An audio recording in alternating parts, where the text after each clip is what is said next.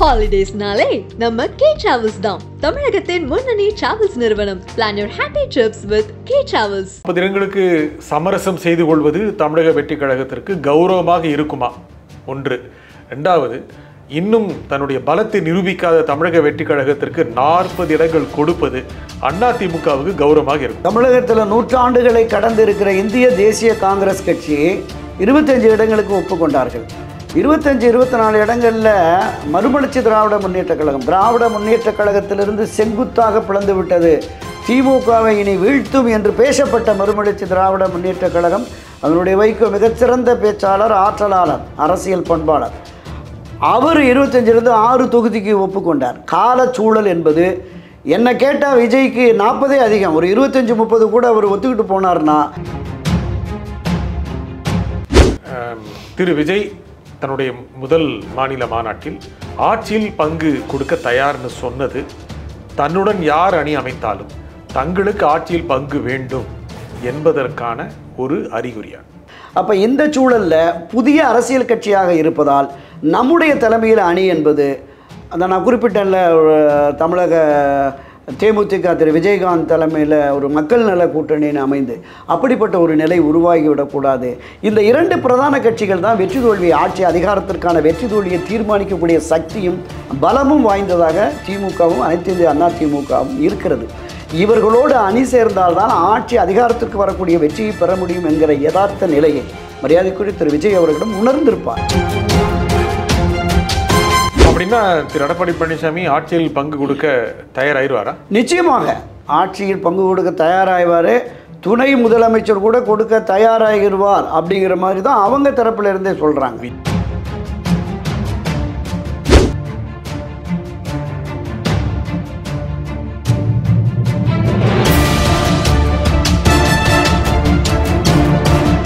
வணக்கம் ஆகாயின் நண்பர்களே. எடப்பாடி அடித்து ஆடுகிறாரா? திமுகவை அசைத்து பார்க்க முடியுமா? இதை பற்றி பேசுவதற்காக பத்திரிகையாளர் திரு துரை கருணா இங்கு வந்திருக்கிறார். வணக்கம் திரு துரை கருணா. வணக்கம் சார். எடப்பாடி பழனிசாமி எதிர்க்கட்சி தலைவராக இப்போது ஆளும் கட்சியை திரு ஸ்டாலினை, முதலமைச்சர் திரு ஸ்டாலினை கடுமையாக விமர்சிக்கிறார். எந்த விஷயம் இருந்தாலும் உடனுக்குடன் தன் கருத்துக்களை, எதிர்கருத்துக்களை கடுமையான வார்த்தைகளில் பயன்படுத்துகிறார். என்ன காரணம்? இந்த மாதிரி செஞ்சதான் திமுகவை அடுத்த தேர்தலில் அசைத்து விட முடியும், அகற்றி விட முடியும் அப்படின்னு நினைக்கிறாரா? கடந்த 3 ஆண்டுகளுக்கும் மேலாக திராவிட முன்னேற்ற கழகத்திற்கு எதிராக பெரிய அளவில் ஆர்ப்பாட்டமோ போராட்டமோ நடத்தவில்லை. திமுகவுக்கு எதிராக பாஜக அளவிற்கு அண்ணா திராவிட முன்னேற்ற கழகம் களமாடவில்லை அப்படிங்கிற குற்றச்சாட்டு பொதுவெளியிலும் கட்சியினர் மத்தியிலுமே இருந்தது. இன்னும் 1.5 ஆண்டுகள் தான் எதிர்வரும் 2026 சட்டப்பேரவை தேர்தல், ஆட்சி மாற்றத்திற்கான தேர்தல். அதுதான் 2024 கூட அது நாடாளுமன்ற பொது தேர்தல் என்பதால் பெரிய அளவில் விமர்சன கருத்துக்களை அவரால் முன்வைக்கிறார். பொதுவெளிகளில் மேடைகள்லையும் தாண்டி சட்டப்பேரவையில் கூட பெரிய அளவில் அவங்க எதிர்வினையாற்றலை அப்படிங்கிற மாதிரியான ஒரு குற்றச்சாட்டே இருந்தது. ஏன் அப்படி? அதை உடைப்பதற்காக ஏன் அப்படி இருந்தாங்க முதல்ல? இல்லை, அதாவது பொதுவாகவே அண்ணா திராவிட முன்னேற்ற கழகத்தில் அந்த தேர்தல் காலங்களில் தான் மிக கடுமையாக அந்த விமர்சனங்கள் இருக்கும். ஆட்சி அதிகாரத்தில் இருக்கிற போது 6 மாதம் 1 மாதம் பொறுத்திருப்போம் அப்படிங்கிற மாதிரி இருப்பாங்க. அதை தாண்டி மக்கள் பிரச்சனைகள் என்று வருகிற பொழுது அரசுக்கு எதிரான அறிக்கைகளை மட்டுமே விடுற அந்த பாங்கு என்பதுமே அப்படி தான் இருந்தது. திராவிட முன்னேற்ற கழகம் எதிர்க்கட்சியாக இருக்கிற போது அண்ணா திராவிட முன்னேற்ற கழகம் ஆட்சி கட்சியாக இருந்தால் மிக கடுமையான போராட்டங்களை, மரியாதைக்குரிய திரு எடப்பாடியை சொன்ன மாதிரி 2000-3000 போராட்டங்களை அவங்க நடத்தியிருக்காங்க 4.5 ஆண்டுலன்னு சொன்னார். அளவுக்கு வீரியத்தன்மை இல்லாமல் அதிமுக இருந்தது. அதனால தான் பாரதிய ஜனதா கட்சி அதை கிரெடிட்டாக எடுத்துக்கிட்டு நாங்கள் தான் உண்மையான எதிர்கட்சின்னு களமாட தொடங்கினாங்க. பத்திரிகையாளர்கள் கூட அதிமுக சற்று அமைதியாக இருப்பதை பார்த்து ஏதோ முதலமைச்சருக்கும் எதிர்க்கட்சி தலைவர் திரு எடப்பாடி பழனிசாமிக்கும் ஒரு புரிதல் இருக்கிறது, அண்டர்ஸ்டாண்டிங் இருக்கிறது என்று கூட பல பதிவுகளில் சொல்லியிருந்தேன். இல்லை, நானுமே கூட அந்த சந்தேகம் பொதுவெளிகளில் இருக்குன்னு சொன்னேன். என்ன காரணம்னு கேட்டிங்கன்னா, ஆட்சி கட்சியாக திரு எடப்பாடி பழனிசாமி தலைமையிலான அதிமுக இருந்த பொழுது கிட்டத்தட்ட 98 பக்கம் ஆளுநரை சந்தித்து எடப்பாடி உள்ளிட்ட 12 அமைச்சர்கள் மீது குற்றச்சாட்டு, இது பூராமே ஆவணங்களோடு ஆதாரபூர்வமான குற்றச்சாட்டுகளை அங்கே மாண்புமிகு ஆளுநரிடம் கொடுத்திருக்கிறோம்.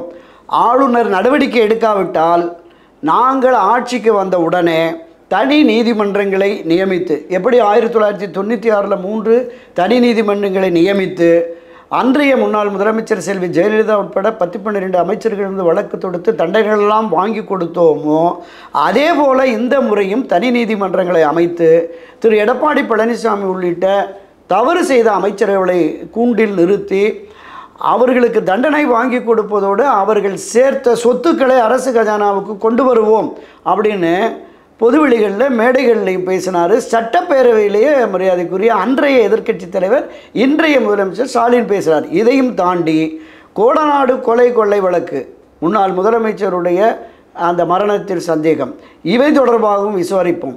கொடநாடு கொலை வழக்கு 6 மாத காலத்தில் நாங்கள் விசாரித்து உண்மை குற்றவாளிக்கு தண்டனை வாங்கி தருவோம்.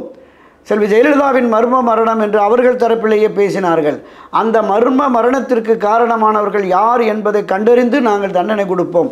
இது மாதிரிலாம் பேசினாங்க. ஆனால் ஆட்சி அதிகாரத்திற்கு வந்ததுக்கு பிறகு எந்த நடவடிக்கையுமே இல்லையே, ஏன் அப்படிங்கிற பொதுவெளி கேள்வி திரு எடப்பாடி அவர்களுக்கும் திமுகவினருக்கும் ஒரு ரகசிய உடன்படிக்கை இருக்கிறதோ என்கிற சந்தேகம் ஏற்பட்டது. இப்போ அந்த உடன்படிக்கை முறிஞ்சிருச்சா? இல்லை, ஆட்சி அதிகாரத்திற்கு மீண்டும் வர வேண்டும் என்கிற நோக்கத்தோடு களமாடுகிற பொழுது நிச்சயமாக அந்த தீவிரத்தன்மை, எதிர்ப்பு தீவிரத்தன்மை அதிகரித்திருக்கிறது. இது எந்த அளவிற்கு திரு ஸ்டாலின் அவர்களுடைய நடவடிக்கையை பொறுத்து தான் நாம் பார்க்கணும். நான் குறிப்பிட்ட இந்த விஷயங்களுக்காக அவர் இதுவரைக்கும் சட்ட ரீதியான குறைந்தபட்சம் கோடநாடு கொள்ளை வழக்கு தொடர்பாக விரைவில் விசாரித்து எல்லாம் இப்போ எங்கேயோ வெளிநாட்டில் இருக்கிறாங்க, இன்டர்போல் விசாரணை, இந்த சஜீவன் எங்கேயோ வெளிநாட்டில் இருக்கார், அவர் அனுப்ப சொல்லியிருக்கோம் அப்படிங்கிற மாதிரி. இங்கே இருந்தபோதே எந்தவித ஒரு முழுமையான விசாரணை நடைபெறவில்லை. திரு எடப்பாடி பழனிசாமி தலைமையிலான அரசு இருந்த பொழுது திராவிட முன்னேற்ற கழக அரசு அமைந்து 3.5 ஆண்டுகளாக என்ன விசாரணை நடத்தினார்கள் என்கிற கேள்வியும் எழுகிறது. இப்போ என்ன அந்த உடன்பாடு முறிஞ்சிருச்சா? எடப்பாடி இப்போ ரொம்ப அதிக அளவுக்கான எதிர்ப்பை காட்டுறாரு, கோபத்தை காட்டுறாரு, என்ன காரணம்? மீண்டும் ஆட்சி அதிகாரத்திற்கு வர வேண்டும் என்றால் திராவிட முன்னேற்ற கழகத்தை களத்தில் தீவிரமாக எதிர்க்க வேண்டும் என்கிற அந்த கடமையும் அந்த பொறுப்புணர்வும் திரு எடப்பாடிக்கு வந்துருச்சு அப்படின்னு நம்ம பார்க்குறோம். இப்போ தான் வந்திருக்கு. இது வரைக்கும் அது இல்லை. இப்போ கடுமையாக அடித்தாடுகிறார். நீங்கள் சொன்னது மாதிரி எல்லா விஷயங்களுக்குமே உடனே எதிர்வினையாற்றுகிறார். போராட்டங்களையும் கூட அறிவிக்கிறாரு. கட்சியையும் தேர்தலை நோக்கி அழைத்து செல்வதற்கான அந்த பூர்வாங்க பணிகளையும் கூட தொடங்கிட்டாங்க. செயல்வர் கூட்டங்கள் போடுவது, நிர்வாகிகளை நியமிப்பது, புதிய நிர்வாகிகளை நியமிப்பது அப்படிங்கிற மாதிரி. இப்போ இந்த முன்னெடுப்புகள் எல்லாமே தொண்டர்கள் மத்தியிலையும் மற்றவர்கள் மத்தியிலும் ஒரு புதிய உத்வேகத்தை கிளப்பி இருக்கிறது. கூடுதலான உத்வேகமும் கூடுதலான நம்பிக்கையும் வேண்டுமென்றால் பிரிந்து கிடக்கிற திமுக அந்த சக்திகள் என்பது ஒருங்கிணைய வேண்டும். அதுதான் மேலும் கூடுதல் பலத்தை தரும். திமுகவை எதிர்ப்பதற்கு இதுவும் கூடுதல் பலமாக இருக்கும். அப்போதுதான் அண்ணா திராவிட முன்னேற்ற கழகத்திற்கு அணி சேர்வதற்காக வெளியில் இருக்கிற அரசியல் கட்சிகள், திமுகவில் இருக்கிற அரசியல் கட்சிகள் வருவார்கள் என்கிற பார்வையும் இருக்கிறது. எனவே எந்த தியாகத்துக்கும் தயார் என்று திரு எடப்பாடி பழனிசாமி சொன்னார்ல, அவர் செய்ய வேண்டிய ஒரே தியாகம் பிடிவாதத்தை மட்டும் தளர்த்தி பிரிந்து கிடக்கிற திரு ஓபிஎஸ், திருமதி சசிகலா அவருடைய ஆதரவாளர்களை மீண்டும் கட்சியில் இணைக்கின்ற பொழுது இவர் எதிர்பார்க்கிற வலிமை வரும். ஒரு வலிமையான அதிமுக தேர்தலில் திராவிட முன்னேற்ற கழகத்தை வீழ்த்தி ஆட்சி அதிகாரத்திற்கு வரக்கூடிய ஒரு வலிமை அதிமுகவுக்கு இருக்கிறது என்பது போது பலமான கூட்டணியும் உருவாகும். அப்படி பலமான கூட்டணி வருகிற பொழுது நிச்சயமாக ஆட்சி அதிகாரத்திற்கு அதிமுக வருவதற்கு கூடுதல் வாய்ப்பு இருக்கிறதா நான் பார்க்குறேன். ஆனால் இதுவே போதும் நினைக்கிறாருல்ல, முக்கியமாக இருக்குது, இன்னும் நிறைய கூட்டணி வரும்னு நினைக்கிறாரு. பாஜகவோட ஒட்டும் விலை உறவும் விலையை தொடர்ந்து சொல்கிறார். ஏன் தினமும் சொல்கிறாரு? இல்லை, 2026 தேர்தலை பொறுத்தளவில் இந்த தேர்தல் ஒரு வித்தியாசமான தேர்தலாக இருக்குமா அப்படிங்கிற மாதிரி தான் என்னோட பார்வை இருக்குது. இதுவரையிலும் இல்லாத அளவிற்கு தேசிய கட்சிகளும் சரி, மாநில கட்சிகளும் சரி, ஒரு கூட்டணி ஆட்சி என்கிற அந்த ஒரு மனோபாவத்துக்கு வந்துட்டாங்க அப்படின்னு தான் நான் பார்க்குறேன். எல்லோருமே இப்போ திராவிட முன்னேற்ற கழகத்திலே அணி சேர்ந்திருக்கிற காங்கிரஸ், விசிக உள்ளிட்ட கட்சிகளும் சரி, இங்கே அண்ணா திராவிட முன்னேற்ற கழகத்திலே அணி சேர்வதற்காக காத்திருக்கிற, அணி சேரலாம் என்று எண்ணிக்கொண்டிருக்கிறவர்களும், உதாரணத்திற்கு பாட்டாளி மக்கள் கட்சி, அவர்களுமே ஆட்சி அதிகாரத்தில் பங்கு வேண்டும், பல சந்தர்ப்பங்கள் வந்தபோது அதையெல்லாம் இழந்துட்டோம் அப்படிங்கிற மாதிரியான அந்த கண்ணோட்டம் இருக்குது. 2016-21 நினைக்கிறேன் ஒரு வாய்ப்பு திராவிட முன்னேற்ற கழகத்திற்கு மைனாரிட்டிங்கிறது 2016-21 காலகட்டம். 2006-2011 திமுக மைனாரிட்டியா இருந்தது. மிக குறைந்த அளவில் 96 இடங்கள் பெற்றது. 2006 2011 காங்கிரஸ் பாமகவுடைய தயவு இல்லாம ஆட்சி அதிகாரத்திற்கு இருந்தாங்க. அவங்க வெளியே இருந்தாங்க, இவங்க மட்டும் ஜெயலலிதா தொடர்ந்து மைனாரிட்டி திமுக அரசு சொல்லிட்டு இருந்தாங்க. ஒரு நிபந்தனையற்ற ஆதரவை அளித்ததன் விளைவாக அவங்க அந்த வாய்ப்பை இழந்துட்டாங்க. கூட்டணி ஆட்சியில் பங்கு பெறுவதற்கான வாய்ப்பை எப்போதும் கொடுக்கல. ஆமாம், காங்கிரஸ் கட்சி ஏற்கனவே 80ல் அதற்கான ஒரு முயற்சி இருந்தது. இப்போ என்ன சொல்லுங்க, இப்போ வித்தியாசமான தேர்தல் சொன்னீங்க. அதிமுக தயாரிச்சா என்ன காரணம்? பிஜேபியோடு ஒட்டுமில்லை உறவுமில்லைன்னு ஏன் தினமும் சொல்றாங்க? இல்லை, இப்போ பிஜேபியோடு ஒட்டுமில்லை உறவுமில்லை என்று விலக்கி வைத்த உடனே திராவிட முன்னேற்ற கழகத்திற்கு எதிரான ஒரு வலிமையான கூட்டணி வேண்டுமென்றால் பாரதிய ஜனதா கட்சியும் இணைத்தால்தான் சாத்தியம் என்று இங்கேயே ஒரு பிரிவினர், அண்ணா திராவிட முன்னேற்ற கழகத்திலேயே பயணிக்கிற ஒரு பிரிவினர் சொல்கிறாங்க. ஏனென்றால் இல்லை அந்த நீங்கள் தேர்தல் முடிந்த உடனே பாஜகவோட 2024 நாடாளுமன்ற பொது தேர்தலில் நாம் கூட்டணி அமைத்து போட்டிட்டு இருந்தால் 25-30 இடங்களில் நாம் வெற்றி பெற்றிருக்கலாம் என்ற கருத்தை முன்வைத்த அவர்கள் இந்த 2026லையும் ஒரு வலுவான கூட்டணினா அவர்களும் வர வேண்டும் என்று விரும்புகிறார்கள். அப்போ திரு வேலுமணி கருத்து சொன்னார். அவர் நிச்சயமாக வேலுமணியை சார்ந்தவர்கள் இந்த மனோபாவத்தில் இருக்கிறாங்க அப்படின்னு தான்.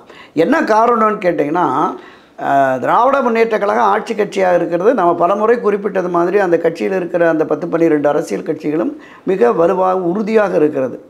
அப்போ அந்த சூழலில் அதை வீழ்த்துவதற்கு இங்கே அதற்கு இணையான ஒரு வலிமையான கூட்டணி வரும். அப்படி வலிமையான இணையான கூட்டணி என்று வருகிற பொழுது பாரதிய ஜனதா கட்சி, பாட்டாளி மக்கள் கட்சி, தேமுதிக, இன்னும் இங்கே இருக்கிற தமிழ் மாநில காங்கிரஸ், இவை எல்லாமே அண்ணா திராவிட முன்னேற்ற கழகத்தில் வருகிற பொழுது நிச்சயமாக அதை விட ஒரு வலிமையான கூட்டணியாக தான் இதை பார்க்கலாம். அப்படி வலிமையான கூட்டணி என்று வருகிற பொழுது வெற்றி சாத்தியம். ஒன்றுபட்ட அதிமுகவோடு தான் நாம் கூட்டணி வைக்க வேண்டும் என்கிற அந்த கருத்தாக்கம் என்பது பாரதிய ஜனதா கட்சியினுடைய மத்திய தலைமைக்கும் மாநில தலைமைக்குமே இருக்கிறது. அந்த ஒன்றுபட்ட அதிமுகவை உருவாக்குவதற்கான வழிமுறைகளை பாஜக ஏதாவது கடைபிடிக்குமா அப்படின்னு நமக்கு தெரியலை. மரியாதைக்குரிய திரு எடப்பாடி பழனிசாமி அவர்களை பொறுத்தளவில் புதிய சக்தியாக இளைஞர்களை ஈர்த்திருக்கிற திரு விஜய் அவர்களோடு நாம் அணி சேர்ந்து களம் காண்போம் அப்படிங்கிற மாதிரி இருக்குது. இது தொடர்பாக பூர்வாங்க பேச்சுவார்த்தைகள் ரகசியமாக நடைபெற்று வருவதாகவும் நமக்கு தகவல்கள் வருது ஊடகம் மூலம். நேரடியாக நீங்கள் எடப்பாடி விஜய் ரகசிய பேச்சுவார்த்தைன்னு சொல்கிறீங்க? ஆமாம், அது அந்த தரப்பில் இருந்து தாவேகா தமிழக வெற்றி கழக தரப்பில் இருந்தும் அண்ணா திராவிட முன்னேற்ற கழக தரப்பிலும் இருந்து கூட இது வருகிறது. முக்கியமாக என்ன லாபம்னு சொல்லுங்கள் இதில்? இல்லை, ஆட்சி அதிகாரத்திற்கு வருவதற்கு ஒரு வலிமையான கூட்டணி என்பது பாஜக வெளியேறிய சூழலில் பாமக, தமிழக வெற்றி கழகம், அண்ணா திராவிட முன்னேற்ற கழகம் இவையே ஓரளவுக்கு வாக்கு வங்கி உள்ள வட மாவட்டம் மேற்கு மாவட்டங்களில் ஒரு 6% அளவுக்கு பாட்டாளி மக்கள் கட்சிக்கு இருக்குது. திரு விஜய் அவர்களுக்கு குறைந்தபட்சம் ஒரு 8-10% வாக்கு பெறுவதற்கு வாய்ப்பு இருப்பதாக நம்ம கணிப்புகள் தருது. ஏன்னா அவங்க உறுப்பினர்களே ஒரு 50-60 லட்சம் பேர் வந்துட்டாங்க அப்படின்னு சொன்னதுனால அது இருக்குது. அப்படி வருகிற பொழுது இவங்க கிட்டத்தட்ட ஒரு 20-24% அண்ணா திராவிட முன்னேற்ற கழகம் நாங்கள் வாக்குகளை பெற்றிருக்கிறோம். எனவே இவை இணைந்து வருகிற பொழுது இதை தாண்டி தேமுதிக, தமிழ் மாநில காங்கிரஸ் ஒன்று 1%, 1/2% இருக்கிற வாக்குகளும் வருகிற பொழுது நாங்கள் நிச்சயம் வெற்றி பெற்று விடுவோம் அப்படிங்கிற அந்த மனோபாவம் அண்ணா திராவிட முன்னேற்ற கழகத்தில் இருக்கிறது. அப்படி இருக்கிற சூழலில் அடிஷனலாக இன்னொரு 3-4% வேண்டுமென்றால் அந்த ஒன்றுபட்ட அதிமுக வருவது என்பது இன்னும் கூடுதல் பலம் தரும் என்பது தான் பொதுவெளி கருத்தாக இருக்கிறது. விஜய் எடப்பாடி பேச்சுவார்த்தை ரகசிய பேச்சுவார்த்தை அப்படின்னு சொல்கிறது சாத்தியமில்லை, அது ஒரு அபத்தமான ஒரு கருத்தோட்டம். இந்த மாதிரி பேசுவது என்பதே ஏற்புடையதல்ல, கற்பனை, பகல் கனவு அப்படின்னும் அரசியல் நோக்கர்கள் பலர் கருத்து பதிவிடுறாங்க.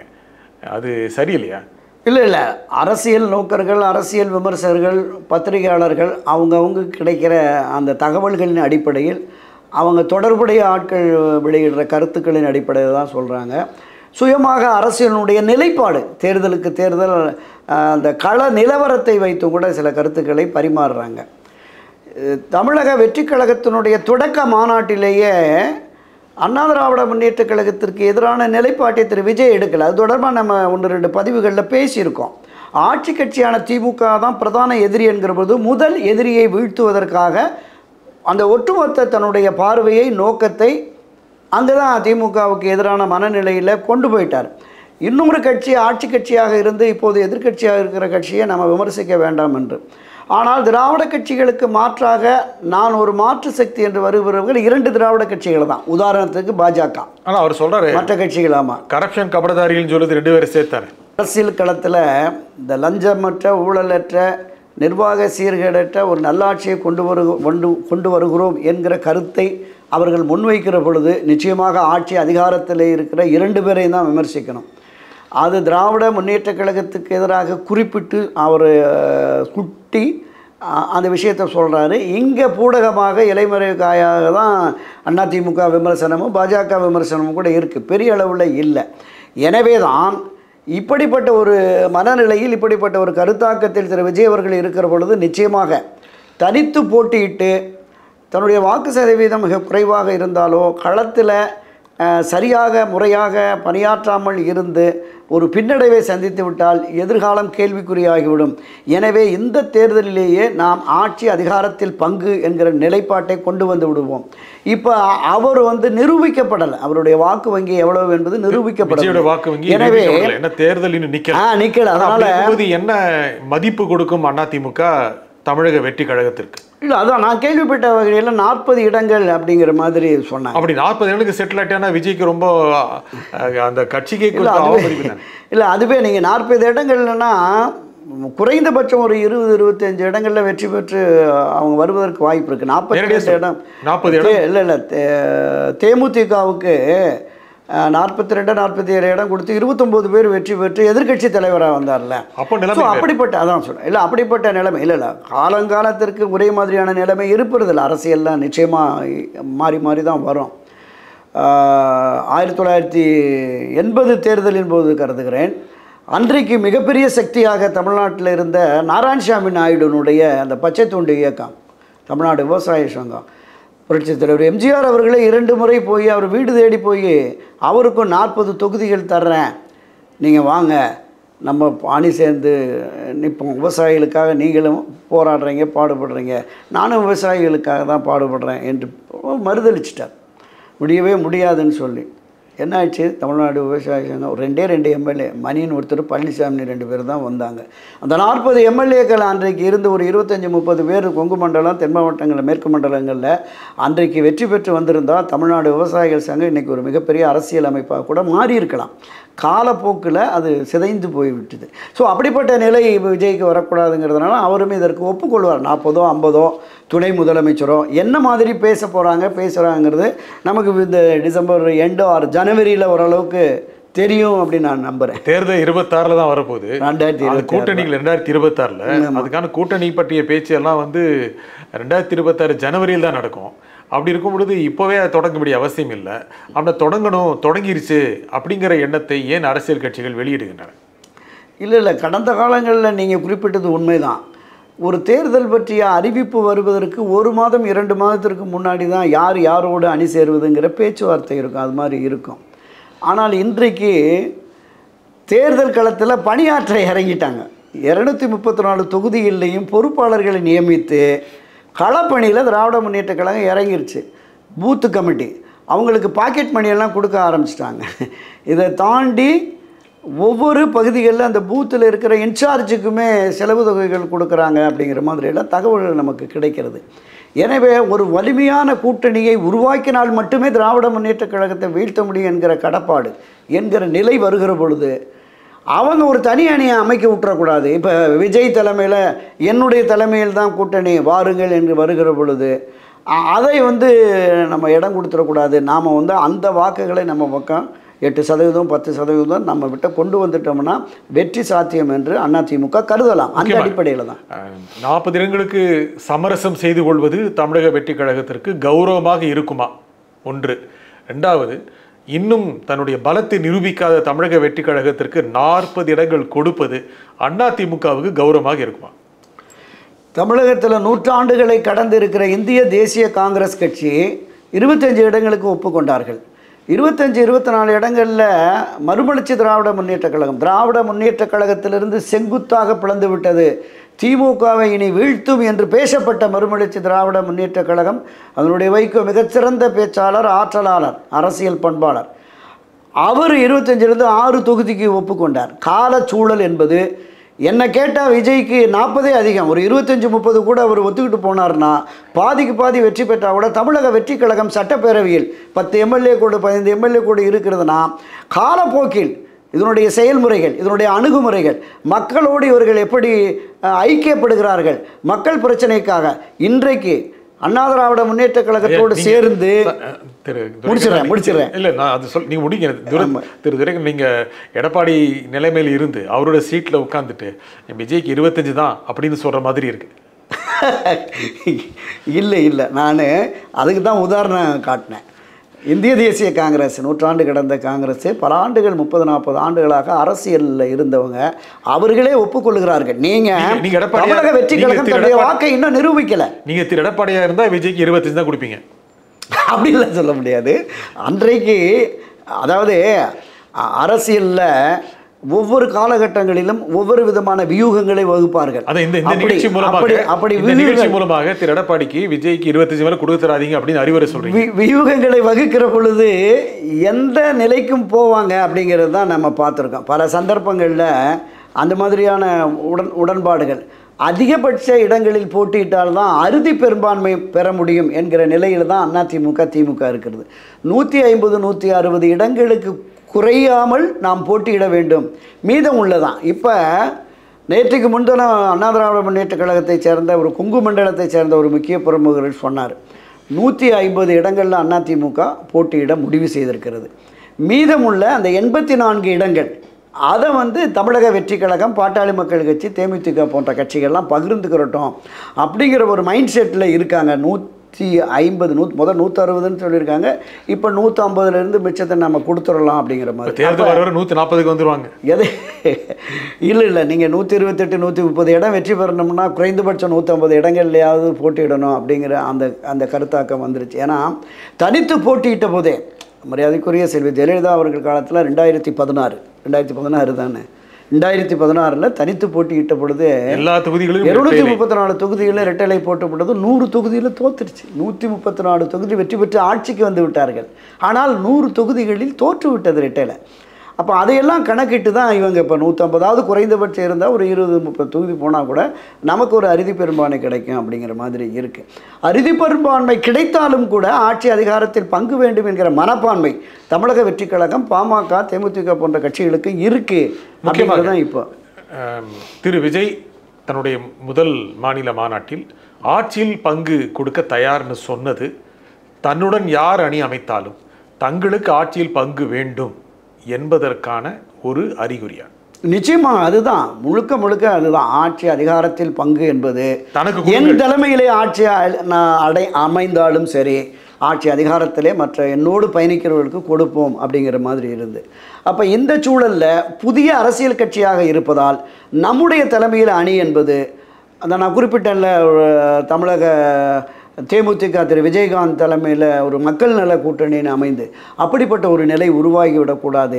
இந்த 2 பிரதான கட்சிகள் தான் வெற்றி தோல்வியை, ஆட்சி அதிகாரத்திற்கான வெற்றி தோல்வியை தீர்மானிக்கக்கூடிய சக்தியும் பலமும் வாய்ந்ததாக திமுகவும் அனைத்து இந்திய அண்ணா திமுகவும் இருக்கிறது. இவர்களோடு அணி சேர்ந்தால்தான் ஆட்சி அதிகாரத்திற்கு வரக்கூடிய வெற்றியை பெற முடியும் என்கிற யதார்த்த நிலையை மரியாதைக்குரிய திரு விஜய் அவர்களிடம் உணர்ந்திருப்பார். அப்படின்னா திரு எடப்பாடி பழனிசாமி ஆட்சியில் பங்கு கொடுக்க தயாராகிடுவாரா? நிச்சயமாக ஆட்சியில் பங்கு கொடுக்க தயாராகிவார். துணை முதலமைச்சர் கூட கொடுக்க தயாராகிடுவார் அப்படிங்கிற மாதிரி தான் அவங்க தரப்புல இருந்தே சொல்றாங்க. விஜய் கட்சிக்கு துணை முதலமைச்சர் கொடுக்கறதுக்கும் ஆட்சியில் பங்கு கொடுக்கறதுக்கு பதிலாக விஜய் பிரிந்து போனது ஓபிஎஸ் கூப்பிட்டு துணை முதலமைச்சர் பதவி தரலாம், கட்சியிலே பங்கு தரலாமே. இல்லை, அந்த ஒன்றுபட்ட அதிமுக என்று வருகிற பொழுது அது ஒரு தனி பெரும்பான்மையோடு வெற்றி பெற்று போயிடும். அதில் எந்த மாற்று விஜய் நம்புவார், ஓபிஎஸ் நம்ப மாட்டார். அவருடைய மரியாதைக்குரிய திரு எடப்பாடி பழனிசாமி அவர்களுடைய இந்த உறுதிப்பாடு இருக்குல்ல, திரு ஓபிஎஸ் அவர்களோ திருமதி சசிகலா அவர்களையோ ஒருபோதும் சேர்க்கவே மாட்டேன், அவர்கள் கட்சியிலிருந்து விலக்கி வைக்கப்பட்டவர்கள், நீக்கப்பட்டவர்கள், அவர் ஒருபோதும் சேர்க்க மாட்டோம் என்று சொல்கிறார். எந்த பொதுக்குழு தீர்மானத்தின் அடிப்படையில் அவர்கள் விலக்கப்பட்டார்களோ டிசம்பர் மாதம் மீண்டும் நடைபெறுகிற அந்த பொதுக்குழு மூலமாக அவர்கள் சேர்க்கப்படுவார்கள் அப்படிங்கிற ஒரு கருத்தும் இருக்குது. திரு ஓபிஎஸ் திருமதி சசிகலா அவர்களும் சேர்த்து கொள்ளப்படுவார்கள் அப்படிங்கிறது ஒரு எதிர்பார்ப்பு தானே, ஒரு கனவு தானே? இல்லை, நிச்சயமாக எதிர்பார்ப்பு என்பது எல்லா தரப்புலையும் இருக்குது. இப்போ திரு எடப்பாடி பழனிசாமி தலைமையில் பயணிக்கிற பல நண்பர்கள், தலைமை கழக நிர்வாகிகள், சட்டமன்ற நாடாளுமன்ற உறுப்பினர்கள், முன்னாள் நாடாளுமன்ற சட்டமன்ற உறுப்பினராக இருந்தவர்கள், அந்த கழகத்தினுடைய தலைமை கழக நிர்வாகிகளாக இருந்தவர்கள், மாவட்ட நிர்வாகிகள் இருந்தவர்கள், ஏறத்தாழ 70-80% பேர் கட்சி ஒருங்கிணைந்தால்தான், ஒன்றிணைந்தால்தான் நாம் வாக்காளர்களை சந்தித்து நாம் வெற்றிக்கான இயக்கம் என்பதை, வலுவான இயக்கம் என்பதை சொல்லி நாம் வாக்கு கேட்க முடியும் என்கிற மனநிலையில் இருக்கிறாங்க. இது வெளிப்படையாக இதுவரைக்கும் யாரும் சொல்லலை. அந்த 6 பேர் முயற்சியுமே பச்சை பொய்ன்னு சொல்லிட்டார். அந்த 6 பேர் முயற்சியும் அதனுடைய நீட்சியாக பொதுக்குழுவில் ஏதாவது வருமா அப்படிங்கிற ஒரு எதிர்பார்ப்பு நிச்சயம் எல்லா மட்டத்திலையும் இருக்கு. முக்கியமாக சொல்லுங்கய்யா, திரு விஜயுடன் கூட்டணி என்றால் அதிமுக, விஜய், இன்னும் மற்ற கட்சி கூட்டணி பலமான அணியாக இருக்கலாம், பாமகவும் சேர்ந்தார். அப்படி இருக்கும்போது ஓபிஎஸ் எதற்கு, சசிகலா எதற்கு, இன்னொரு கட்சியில் நடத்துகின்ற டிடிவி எதற்கு? இல்லை, அமமுக தனி கட்சி நடத்துகிறேன், நான் இப்போதைக்கு இணையலை. திருமதி சசிகலா, திரு ஓபிஎஸ், இபிஎஸ் அவர்கள் இது மட்டுமே பிரிந்து கிடக்கிற இந்த சக்திகள் மட்டுமே ஒன்றிணையட்டும், நான் அவர்களோடு தேர்தல் கூட்டணி வைத்து கூட நான் கழகத்தை வர்றேன் அப்படிங்கிறாரு. ஆனால் கடந்த சில மாதங்களாக அவருடைய டோன் வேறு மாதிரி ஆகிப்போச்சு. என்டிஏ தலைமையில் தான் 2026 கூட்டணி ஆட்சின்னு. இப்போ இதற்கான வியூகங்களை மத்திய பாஜக, மாநில பாஜக, இந்த மாநில பாஜகவினுடைய தலைவர் திரு அண்ணாமலை வந்த உடனே அவர் எந்த விதமான ஒரு அதிரடியை கிளப்புகிறார், எந்த விதமான ஒரு முன்முயற்சியை எடுக்க போகிறார் அப்படிங்கிறதும் ஒரு கேள்விக்குறியாக இருக்கிறது. இப்போதைக்கு திரு எடப்பாடி பழனிசாமி அவர்கள் இந்த முன்முயற்சியை எடுக்கிறார் அப்படிங்கிற மாதிரி சொன்னாங்க. ஏன்னா போகிற போக்கில் அந்த பாட்டாளி மக்கள் கட்சி தமிழக வெற்றி கழகத்திற்கு துணை முதலமைச்சர் என்றால் எங்கள் ஐயா சின்னையா மருத்துவர் ஐயாவுக்கும் துணை முதலமைச்சர் கேட்போம் நாங்கள். இப்போ 2 துணை முதலமைச்சர், ஒரு முதலமைச்சர்னு வச்சுக்கிட்டுமே, என்ன இப்போ அவங்களுக்கு அப்படி கேட்பாங்க. இல்லை, பிரேமலதா அமைச்சர் பதவி கொடுத்தா போதும் அப்படிங்கிற மாதிரி அந்த மனநிலையில் இருப்பாங்க. துணை முதலமைச்சர் கேட்க மாட்டாங்க. ஆனால் மற்ற இந்த 2 கட்சிகளுக்குமே அந்த பார்வை இருக்கிறது அப்படிங்கிற மாதிரி தான் சொல்கிறாங்க. ஆனால் எந்த அளவிற்கு இதில் அண்ணா திராவிட முன்னேற்ற கழகம் முடிவெடுக்க போகிறதுங்கிறது மிகப்பெரிய கேள்விக்கு. ஏன்னா நம்ம தொடக்கத்தில் சொன்னது மாதிரி எந்த தியாகத்திற்கும் தயார் என்று திரு எடப்பாடி பழனிசாமி சொன்னது, இது போன்ற தியாகங்களை அவர் செய்து விடுவாரோ அப்படின்னு நமக்கு தோணுது. அவ்வளோதான். இந்த நிகழ்ச்சியில் உங்கள் கருத்துக்களை சொன்னமைக்காக திரு துரைக்கரன் மிக்க நன்றி. நன்றி ஐயா, வணக்கம். மீண்டும் ஒரு நிகழ்ச்சியை சந்திப்போம். நன்றி, வணக்கம். ஹாலிடேஸ்னாலே நம்ம கே டிராவல்ஸ் தான். தமிழகத்தின் முன்னணி டிராவல்ஸ் நிறுவனம். Plan your happy trips with K Travels.